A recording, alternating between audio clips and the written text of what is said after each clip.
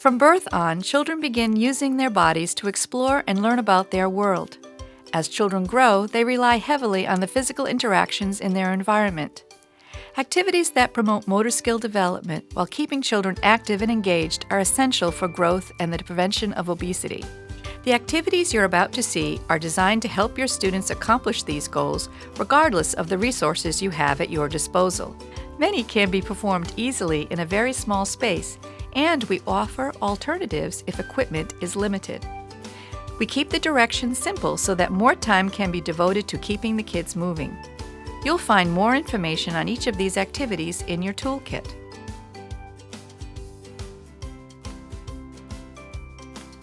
We're going to do a few animal walks, and if you want to know what the animal walk looks like, you can look up there at the picture. Students can explore spatial orientation, balance, and body coordination while working various muscle groups with activities such as animal walks from what we like to call home base. And go home! See how fast we can get there.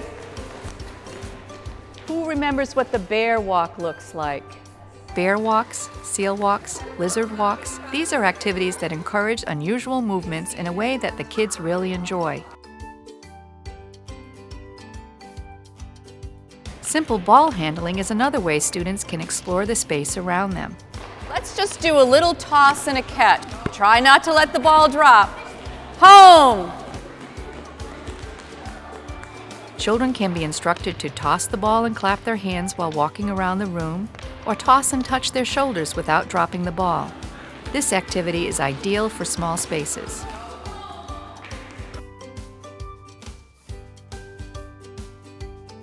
Who can tell me where Oscar the Grouch lives on Sesame Street? Oscar the Grouch is a great cooperative activity to show children the proper way to step and throw a ball, starting with feet together and taking one step forward to throw. To begin the activity, you can make your own homemade trash can out of exercise mats or cardboard appliance boxes. The idea behind this game is to have the kids throw a yarn ball inside the trash can, while a group of kids on the inside of the can try to throw the ball back out. Each student should throw only one ball at a time. At the end of each activity, you also have an opportunity to encourage critical thinking or use this game as an assessment activity. Check out our video on assessment tools for more examples. Who thinks it was easier to either be inside of the trash can or out in open space, and why? Which one was easier? You were inside, there wasn't as much space inside, there was less people, but there was also less space to cover.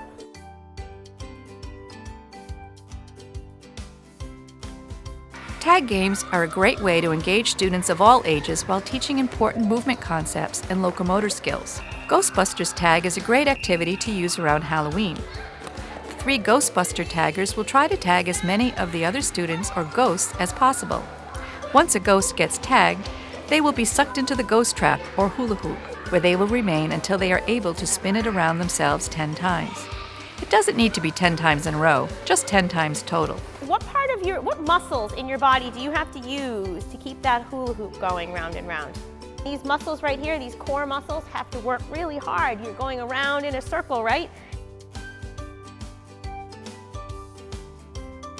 For the game Rescue Rings, students tag other student swimmers with a fleece ball. Rescuers use hula hoops to rescue fellow swimmers.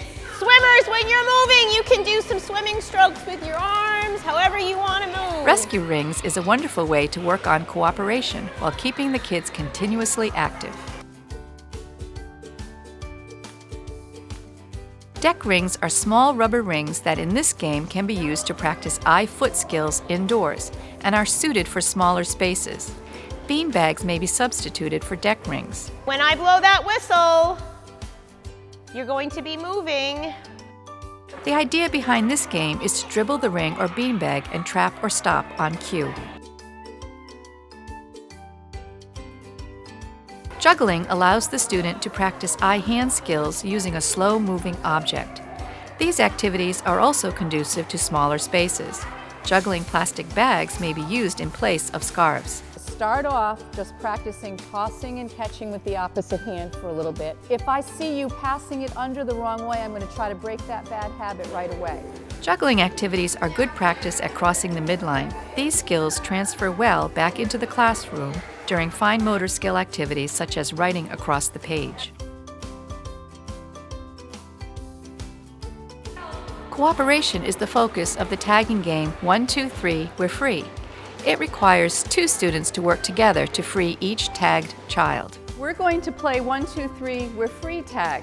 If you get tagged, you're going to stand with your hands on your waist, okay, and somebody needs to help you. You come by and you stand next to them and you say, 1, 2, 3, we're free. Students will have to work hard to make sure the taggers do not gain the upper hand.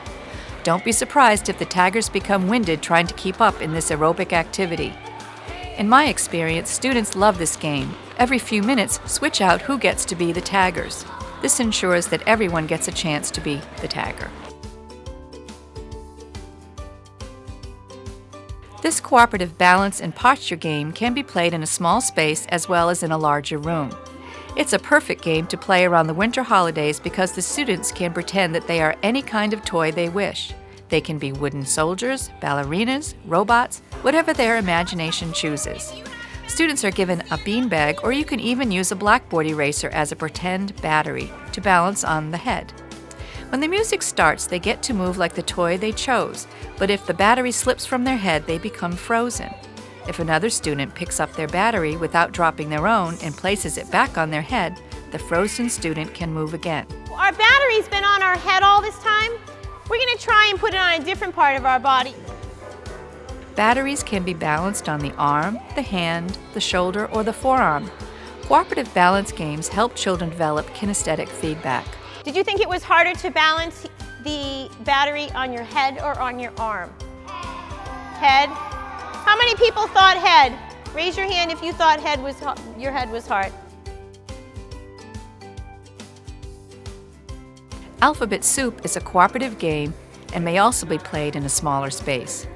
In between instructions, the students are performing various locomotor or aerobic skills. So I want you to make the letter A.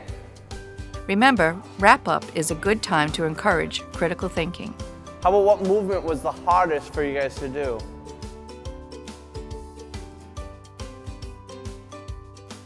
The chicken dance combines locomotive skills with various movement tasks during the refrain. So it's the chicken, the wings, the wiggle, and 4 claps. Think you got that?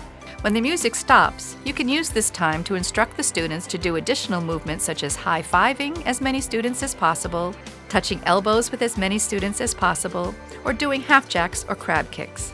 Okay, high fives, go. How many?